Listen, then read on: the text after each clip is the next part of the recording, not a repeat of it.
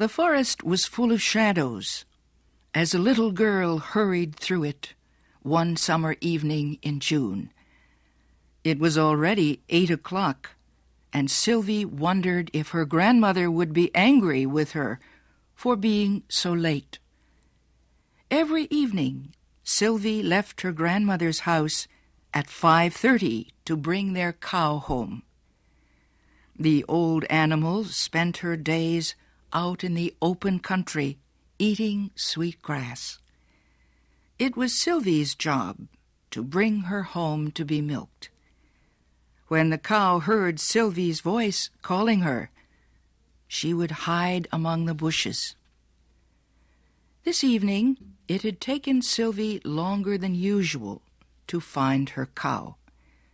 The child hurried the cow through the dark forest, following a narrow path that led to her grandmother's home. The cow stopped at a small stream to drink. As Sylvie waited, she put her bare feet in the cold, fresh water of the stream. She had never before been alone in the forest as late as this. The air was soft and sweet.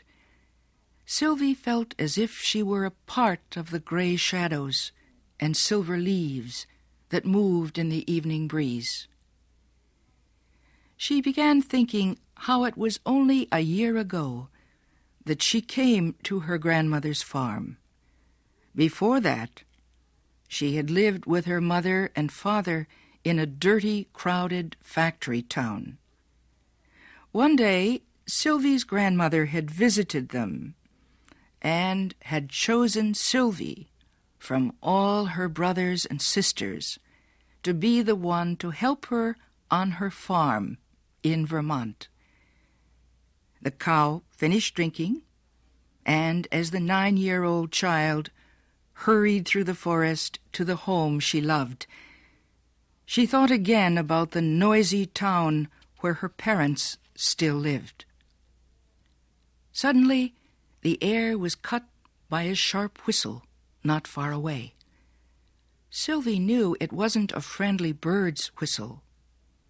It was the determined whistle of a person. She forgot the cow and hid in some bushes. But she was too late. "Hello, little girl," a young man called out cheerfully. "How far is it to the main road?"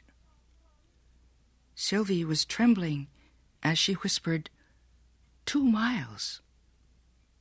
She came out of the bushes and looked up into the face of a tall young man carrying a gun. The stranger began walking with Sylvie as she followed her cow through the forest.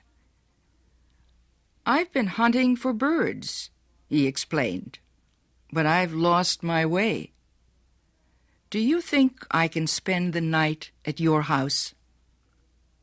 Sylvie didn't answer. She was glad they were almost home.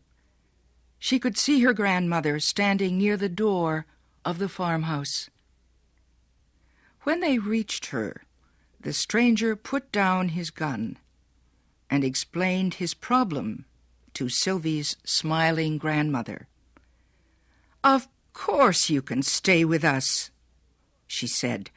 "We don't have much, but you're welcome to share what we have. Now, Sylvie, get a plate for the gentleman." After eating, they all sat outside. The young man explained he was a scientist who collected birds. "Do you put them in a cage?" Sylvie asked. "No," he answered slowly. "I shoot them and stuff them with special chemicals to preserve them. I have over 100 different kinds of birds from all over the United States in my study at home." "Sylvie knows a lot about birds, too," her grandmother said proudly. "She knows the forest so well, the wild animals come and eat bread right out of her hands." "So, Sylvie knows all about birds. Maybe she can help me then, the young man said. I saw a white heron not far from here 2 days ago. I've been looking for it ever since. It's a very rare bird, the little white heron. Have you seen it too? He asked Sylvie. But Sylvie was silent. You would know it if you saw it, he added. It's a tall, strange bird with soft white feathers and long, thin legs. It probably has its nest at the top of a tall tree. Sylvie's heart began to beat fast. She knew that strange white bird. She had seen it on the other side of the forest. The young man was staring at Sylvie. I would give $10 to the person who showed me where the white heron is. That night, Sylvie's dreams were full of all the wonderful things she and her grandmother could buy for $10. Sylvie spent the next day in the forest with the young man. He told her a lot about the birds they saw. Sylvie would have had a much better time if the young man had left his gun at home. She could not understand why he killed the birds he seemed to like so much. She felt her heart tremble every time he shot an unsuspecting bird as it was singing in the trees. But Sylvie watched the young man with eyes full of admiration. She had never seen anyone so handsome and charming. A strange excitement filled her heart, a new feeling the little girl did not recognize. Love. At last evening came. They drove the cow home together. Long after the moon came out and the young man had fallen asleep, Sylvie was still awake. She had a plan that would get the $10 for her grandmother and make the young man happy. When it was almost time for the sun to rise, she quietly left her house and hurried through the forest. She finally reached a huge pine tree, so tall it could be seen for many miles around. Her plan was to climb to the top of the pine tree. She could see the whole forest from there. She was sure she would be able to see where the white heron had hidden its nest. Sylvie's bare feet and tiny fingers grabbed the tree's rough trunk. Sharp, dry branches scratched at her like cat's claws. The pine tree's sticky sap made her fingers feel stiff and clumsy as she climbed higher and higher. The pine tree seemed to grow taller the higher that Sylvie climbed. The sky began to brighten in the east. Sylvie's face was like a pale star when at last she reached the tree's highest branch. The golden sun's rays hit the green forest. 2 hawks flew together in slow-moving circles far below Sylvie. Sylvie felt as if she could go flying among the clouds too. To the west, she could see other farms and forests. Suddenly, Sylvie's dark gray eyes caught a flash of white that grew larger and larger. A bird with broad white wings and a long, slender neck flew past Sylvie and landed on a pine branch below her. The white heron smoothed its feathers and called to its mate, sitting on their nest in a nearby tree. Then it lifted its wings and flew away. Sylvie gave a long sigh.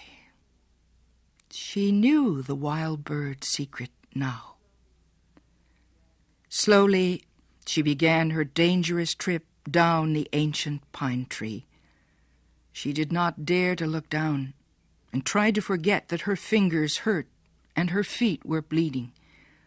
All she wanted to think about was what the stranger would say to her when she told him where to find the heron's nest. As Sylvie climbed slowly down the pine tree, the stranger was waking up back at the farm. He was smiling because he was sure from the way the shy little girl had looked at him that she had seen the white heron. About an hour later, Sylvie appeared. Both her grandmother and the young man stood up as she came into the kitchen. The splendid moment to speak about her secret had come. But Sylvie was silent. Her grandmother was angry with her. Where had she been? The young man's kind eyes looked deeply into Sylvie's own dark gray ones. He could give Sylvie and her grandmother $10. He had promised to do this, and they needed the money. Besides, Sylvie wanted to make him happy. But Sylvie was silent. She remembered how the white heron came flying through the golden air, and how they watched the sun rise together from the top of the world. Sylvie could not speak. She could not tell the heron's secret and give its life away. The young man went away disappointed later that day. Sylvie was sad. She wanted to be his friend. He never returned. But many nights Sylvie heard the sound of his whistle as she came home with her grandmother's cow. Were the birds better friends than their hunter might have been? Who can know?